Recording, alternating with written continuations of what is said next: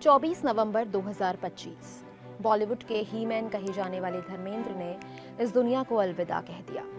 धर्म जी नहीं रहे, पर उनका जज्बा, मुस्कान और देसी ठाठ हमेशा जिंदा रहेंगे। शोले का वीरू, चुपके चुपके का कवि और सत्यकाम का सच्चा इंसान अब यादों में है। धर्मेंद्र पिछले कुछ वक्त से बीमार चल रहे थे। उन्हें सांस लेने में दिक्कत हो रही थी, जिसके बाद 31 अक्टूबर को मुंबई के ब्रीच कैंडी हॉस्पिटल में उन्हें भर्ती कराया गया था। 10 नवंबर को उनकी तबीयत गंभीर हो गई और उन्हें लाइफ सपोर्ट पर रखा गया। हालांकि तबीयत में सुधार के बाद 12 नवंबर को उन्हें घर भेज दिया गया। सबने सोचा कि अब सब ठीक है, लेकिन आज सुबह फिर से उनकी तबीयत बिगड़ी।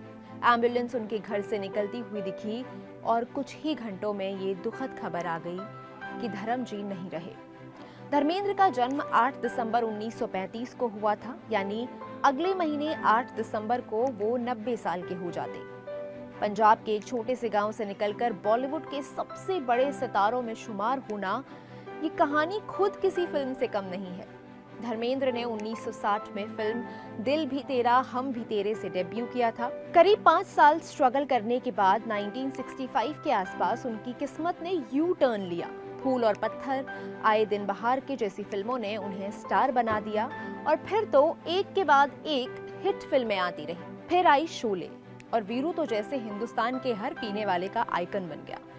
पानी की टंकी पर चढ़कर बसंती इन कुत्तों के सामने मत नाचना, ये डायलॉग अब भी उतना जिंदा है। वो सिर्फ जोश से भरी डायलॉग बाजी ही नहीं करते थे, बल्कि उनका अनुपमा, चुपके चुपके, शराफत, सत्यकाम जैसी फिल्मों में नर्म दिल रूप भी लोगों को खूब पसंद आया। धर्मेंद्र ने अपने 6 दशक के करियर में 300 से भी ज्यादा फिल्में की और सबसे बड़ी बात, उनके नाम हिंदी सिनेमा में सबसे ज्यादा हिट फिल्में देने का रिकॉर्ड है। धर्मेंद्र की फिल्मों की फहरिस्त तो बेहद लंबी है और सबकी अपनी अपनी पर्सनल फेवरेट भी हो सकती हैं, लेकिन कुछ फिल्में हैं जिन्हें यादों की रील में स्क्रॉल किया जा सकता है। फूल और पत्थर, शोले, चुपके चुपके, शराफत, सत्यकाम, अनुपमा, धर्मवीर, यमला पगला दीवाना। धर्मेंद्र को ही मैन ऑफ बॉलीवुड कहा जाता था। उनकी आखिरी फिल्म थी तेरी बातों में ऐसा उलझा जिया, जो 2024 में रिलीज हुई थी।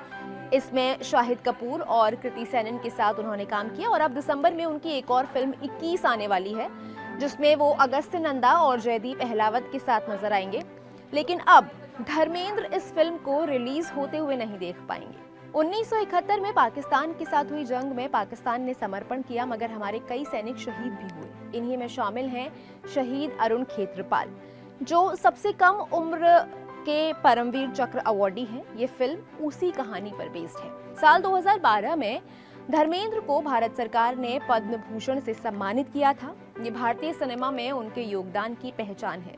आज शायद कोई और टंकी पर चढ़कर धमकी नहीं देगा, कोई और ड्रीम गर्ल को उतने प्यार से नहीं पुकारेगा, कोई और उस अंदाज में पगड़ी बांधकर रोमांस नहीं करेगा। लेकिन सच तो ये है कि वो कहीं गए नहीं हैं, वो वहीं हैं, किसी गांव की मिट्टी में, किसी पुराने एल्बम में, किसी पिता की आवाज में या टीवी पर चलती किसी पुरानी फिल्म में। और शोले के उस दृश्य में जहां वीरू अब भी चिल्ला रहा है, बसंती इन कुत्तों के सामने मत नाचना, और नीचे लोग अब भी ताली बजा रहे हैं, क्योंकि हीरो मरते नहीं, वो बस कट बोलकर किसी दूसरी कहानी की ओर बढ़ जाते हैं। मैं हूं गरिमा, आप देख रहे हैं कड़क।